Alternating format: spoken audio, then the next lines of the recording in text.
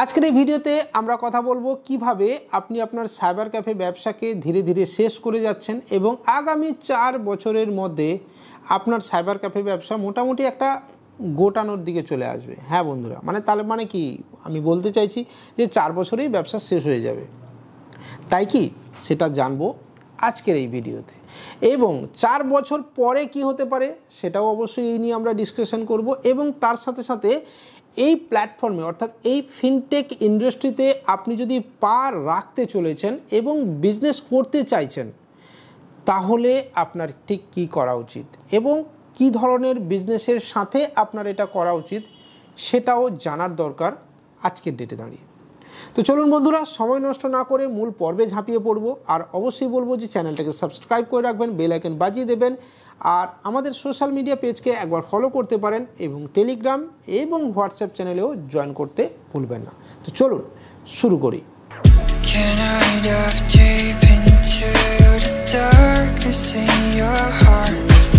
প্রথমেই বলি যে এই সাইবার ক্যাফে ব্যবসার ভবিষ্যৎ বা 4 বছরে শেষ হয়ে যাবে বা আদৌ শেষ হবে কি না, এই আলোচনা করতে গেলে কিছুটা রাজনৈতিক বিষয় জানা দরকার। এই মুহূর্তে সেন্ট্রাল গভর্নমেন্ট সদ্য মাত্র 100 দিন পেরিয়েছে এবং সেন্ট্রাল গভর্নমেন্টের মোটো আপনাকে কিন্তু বুঝতে হবে। পরের বার যখন আক্কি বার 400 বার এই স্লোগান আসে, এই স্লোগান থেকে পিছিয়ে এসে এখন 240, হয়তোবা আমরা সাধারণ মানুষরা ভাবছিলাম কোথাও গিয়ে জনমুখী প্রকল্প আমাদের জন্য আসবে। আজকের ডেটে দাঁড়িয়ে কোনো মানুষের হাতে কিন্তু টাকা নেই। আবারও বলছি, নেই। কেন নেই? এক হচ্ছে অতিরিক্ত করের চাপ, পুরনো কর ব্যবস্থার সংশোধন না করা, 100 টাকা আয় করলে তার থেকে প্রায় 50 টাকা জিএসটি এবং ট্যাক্স বসিয়ে কেটে নেওয়া। এটা সাধারণ মানুষের থেকেও কিন্তু হচ্ছে। আপনি তেল, আদা, নুন, ঝাল যাই কিনুন, আপনাকে 18% জিএসটি কিন্তু দিতে হচ্ছে।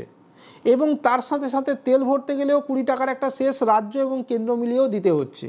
তার সব মিলিয়ে দেখা যাবে যে আপনি 100 টাকা আর্ন করলে আপনার থেকে 50 টাকা সরকার ঘুর পথে ঠিক কানটা মুড়ে নিয়ে নিচ্ছে। অর্থাৎ মানুষ দিনের শেষে হিমশিম খাচ্ছে তার নিজের সংসার চালাতে গিয়ে। এবার যেহেতু সবে মাত্র 100 দিন পেরিয়েছে, হাতে পড়ে রয়েছে আরও পুরোপুরি 4টে বছর এই গভর্নমেন্ট থাকবে। আমি কেন্দ্রের কথা বলছি। রাজ্য সরকার আগামী 2 বছরের মধ্যে কিন্তু ভোট আসছে, রাজ্য সরকার চেঞ্জ হবে কিনা সেটা 2 বছরের মধ্যেই জানা যাবে। আর এখানে এই যুক্তরাষ্ট্রীয় পরিকাঠামোয় রাজ্য কি করতে পারে আর কি করতে পারে না সেটাও আপনার জানা দরকার। আপনাকে বলি যে বাজেট প্রথমে পেশ হয় সেন্ট্রালের, তারপরে কিন্তু রাজ্যের। অর্থাৎ কেন্দ্র টাকা না দিলে, বাবা টাকা না দিলে আপনার কিন্তু উনুনে হাঁড়ি চড়বে না দাদা। এটা আপনাকে কিন্তু পরিষ্কার বুঝে নিতে হবে এবং রাজ্য কিছু করতেও পারবে না।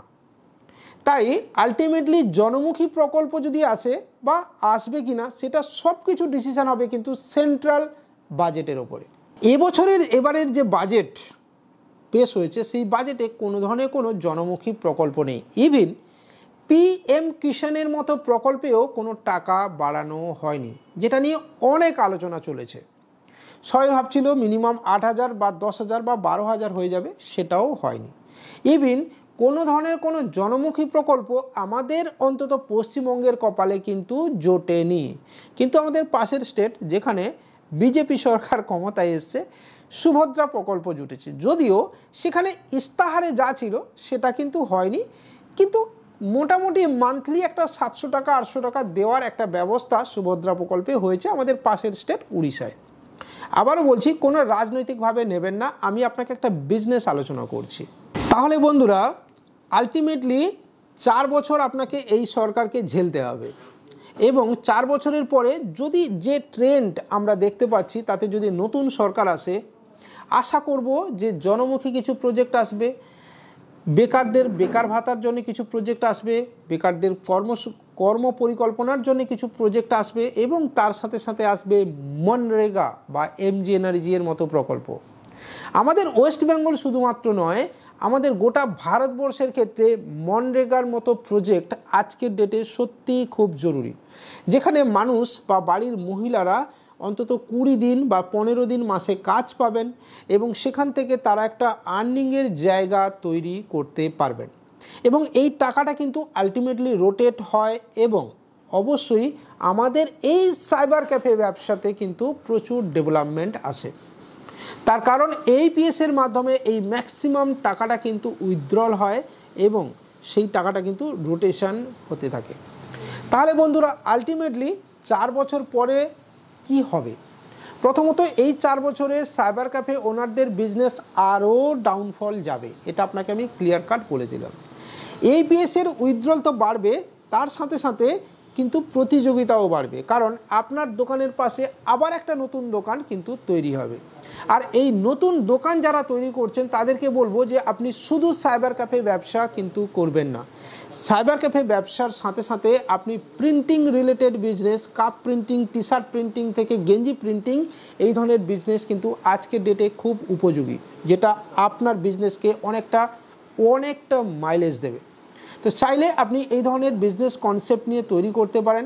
সরাসরি জানার জন্য আপনি আমাদের অফিস ভিজিট করতে পারেন, আমার সঙ্গে 1-to-1 ডিসকাশনও করতে পারেন। চাইলে আপনার জেলায় আপনি আমাকে ডেকেও পাঠাতে পারেন, কথা হবে আপনার জেলাতে সরাসরি আপনার সাথে বসেও।